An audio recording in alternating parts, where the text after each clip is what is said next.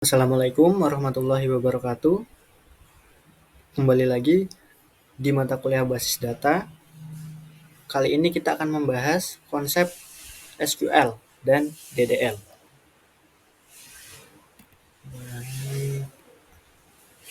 Kami dari kelompok 5, saya sendiri Satria Haji Amarullah dengan NIM 17, lalu ada Mbak Nazifa Naura Yasmin dengan NIM 22, ada Mas Furkon Lanang dengan NIM 56, ada Mas Andika Fazza Setiawan dengan NIM 79. Baik, langsung masuk ke materinya, yaitu pengantar SQL. SQL atau Structure Query Language adalah bahasa standar yang digunakan untuk berinteraksi dengan basis data relasional. Basis data ini memungkinkan kita untuk membaca, menulis, mengubah, dan menghapus data di dalam database. SQL juga berfungsi sebagai jembatan komunikasi antara pengguna atau aplikasi dengan sistem manajemen basis data. Meskipun SQL terkesan sederhana, bahasa ini sangat penting karena hampir semua aplikasi modern, mulai dari aplikasi keuangan, media sosial, hingga sistem akademik kampus menggunakan SQL di bagian back-end-nya. Terus sejarah SQL berasal dari penelitian E. F. Code, seorang ilmuwan dari IBM pada tahun 1970. Beliau memperkenalkan konsep relational database model, yaitu cara menyimpan data dalam bentuk tabel yang saling terhubung melalui relasi. Bahasa awalnya disebut SQL, yaitu atau struktur English Query Language. Namun karena alasan hak cipta, namanya disingkat menjadi SQL.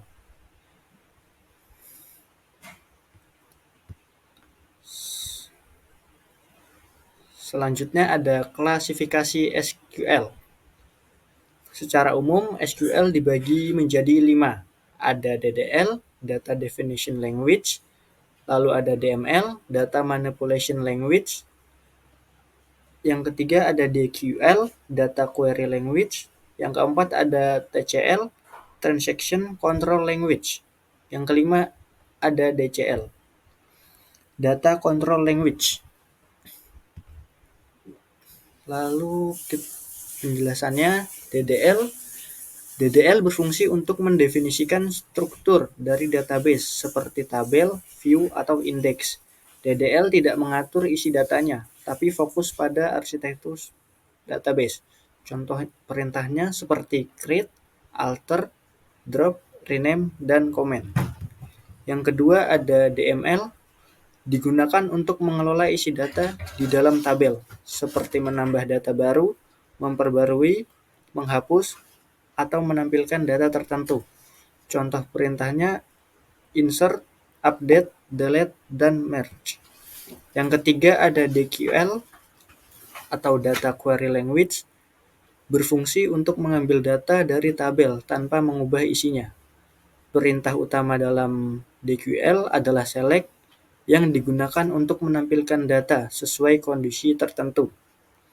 Yang keempat ada TCL, Transaction Control Language, digunakan untuk mengatur transaksi database, yaitu sekelompok perintah SQL yang dijalankan sebagai satu kesatuan. Fungsinya agar tetap konsisten, misalnya jika satu perintah gagal, maka semua perubahan bisa dibatalkan.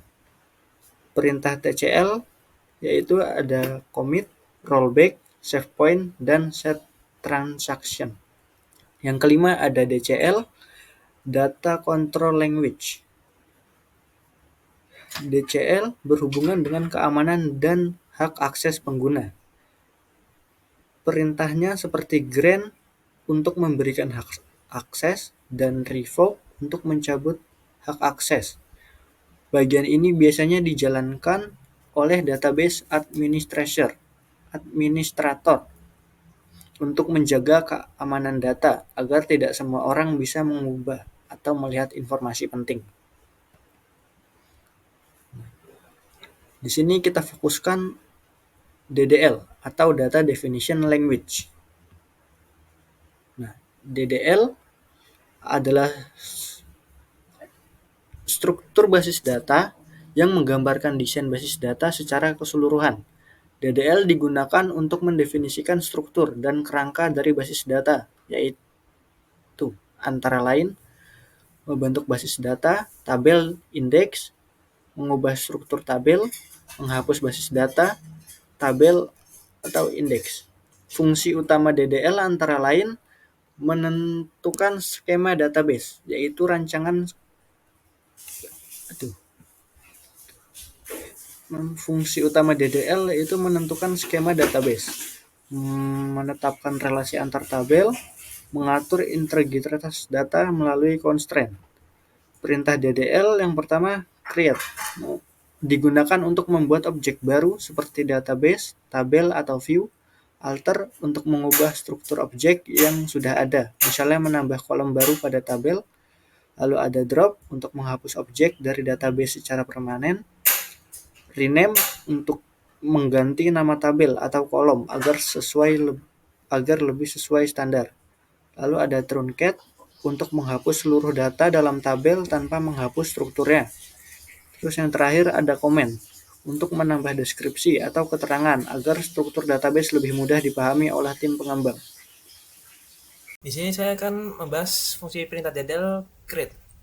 Perintah create digunakan untuk membuat objek baru di dalam basis data seperti tabel, database, view, index, ataupun user. Sebelum membuat tabel create database, kita harus membuat database dulu, yaitu create database. Untuk kodenya itu create database, kurung buka, nama, underscore database, kurung tutup, titik koma. Untuk implementasinya seperti yang dicontohkan, seperti itu. Oke, selanjutnya tujuan create tabel adalah mendefinisikan nama tabel, kolom-kolom, serta tipe data dan constraint yang digunakan untuk menyimpan data. Untuk kodenya itu seperti ini, create table prodi kurung buka kode underscore prodi, untuk tipe datanya itu char, terus kurung buka 5 kurung tutup primary key, terus nama prodi underscore prodi, untuk tipe datanya itu varchar, kurung buka 50 kurung tutup not null. Terus akreditasi enum A B C kurung tutup default B, tanggal berdiri, tipe datanya date, terus kode underscore fakultas, tipe datanya char, terus foreign key, kode underscore fakultas, reference fakultas, kode underscore fakultas. Untuk primary key sendiri itu untuk menjamin kolom unik. Untuk foreign key, kunci yang menghubungkan tabel satu dengan tabel lain dengan cara mengacu pada primary key di tabel lain untuk menjaga konsisten data. Untuk not null sendiri itu kolom wajib diisi. Untuk enum itu nilai akreditasinya hanya bisa A, B, ataupun C. Untuk default jika tidak diisi nilai otomatis B. Untuk tipe data char n untuk buat menyimpan teks dengan dengan panjang tetap. Untuk varchar, tipe data varchar itu untuk menyimpan teks dengan berdasarkan panjang variabelnya. Oke, selanjutnya itu ada alter. Alter sendiri digunakan untuk melakukan modifikasi struktur tabel seperti menambah tabel, menghapus tabel, dan mengubah tabel. Untuk contoh kodenya sendiri itu seperti ini.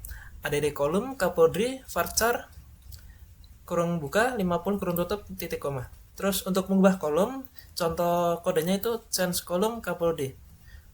Terus nama underscore kapodri, varchar, kurung buka, 50 kurung tutup, titik koma. Terus untuk menghapus kolom sendiri, contoh kodenya itu drop kolom, nama underscore kapodri, titik koma. Sekian dari saya.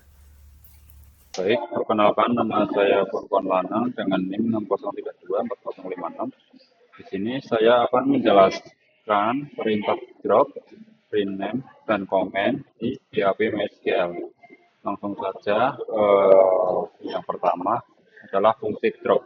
Fungsi drop itu adalah fungsi yang utamanya menghapus struktur data semua di dalamnya, bukan hanya isinya saja. Setelah perintah ini dijalankan, seluruh struktur dan data yang akan hilang dan tidak dapat dikembalikan permanen. Jika kalian salah menghapus atau mungkin salah klik hapus, nah itu datanya tidak dapat dikembalikan. Jadi kalian harus menambah datanya lagi jika ingin merekrut sebuah datanya. Nah, ya ada contoh kodenya. Pertama adalah untuk menghapus seluruh database. Misal contoh di sini ada kode drop database kampus. Nah, di sini tinggal ditambahkan drop database. Nah, drop database ini akan menghapus seluruh database termasuk isi-isi di dalamnya. Yang kedua ada drop view. Nah, drop view ini tidak semua dihapus, hanya menghapus sebuah konten atau folder data satu database saja. Ada contohnya drop view underscore mahasiswa. Lanjut, yang kedua adalah perintah fungsi rename. Fungsi rename ini digunakan untuk mengganti nama suatu objek dalam basis data, seperti tabel atau kolom. Perintah ini memudahkan penyesuaian nama objek agar lebih sesuai dengan standar penamaan atau kebutuhan baru. Proses penggantian nama dilakukan tanpa mengubah struktur maupun isi data di dalam objek tersebut. Nah, mungkin kalian saat awal membuat data mungkin bingung isi namanya apa, jadi isi apa adanya dulu lah. Nah, mungkin ternyata di pertengahan pembuatan data saya ingin mengubah namanya. Nah, itulah fungsi rename di data tersebut. Ada kodenya sangat simpel sekali, tinggal ketik rename table mahasiswa itu sebagai objeknya, data underscore mahasiswanya itu adalah sebuah objek yang akan di-rename. Misal, aku mau mengubah sebuah janji jiwa hypermart. Nah, tinggal ketik rename table janji jiwa hypermart. Nah, seperti itu. Yang ketiga adalah fungsi komen. Perintah komen berfungsi untuk menambahkan keterangan atau deskripsi pada objek basis data, seperti tabel, kolom, atau view. Tujuannya untuk memberikan informasi tambahan atau dokumentasi internal pada struktur database lebih mudah dipahami oleh pengembang lain atau administrator situs data. Nah, ini ada contoh komen pada tabel. Kodenya juga sangat simpel, tinggal ketik comment on table mahasiswa. Mahasiswanya ini adalah objek tabelnya, diisi komennya.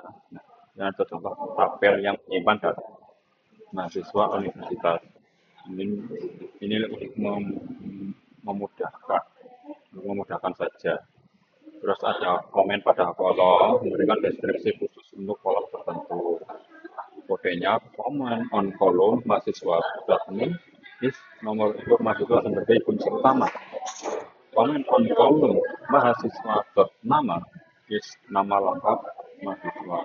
Mahasiswa.name dan mahasiswa.nama itu adalah objek datanya.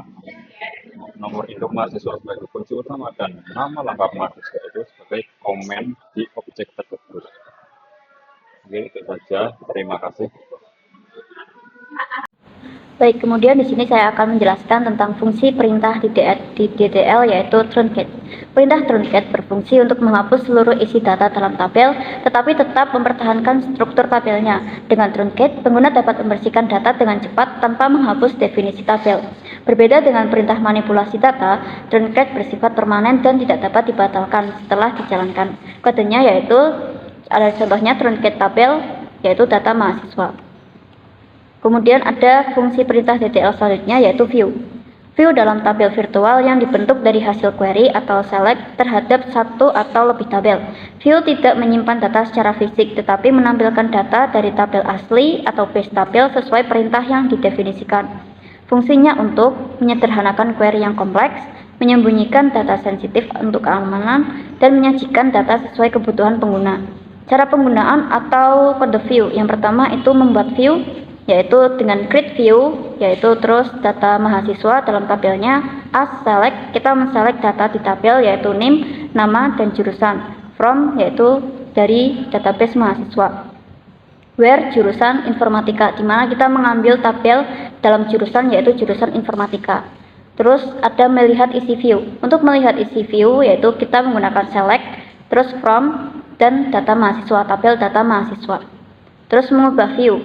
Untuk mengubah view kita menggunakan alter view, kemudian tabel data mahasiswa as select, kita menseleksi dengan name, nama, alamat dari database mahasiswa.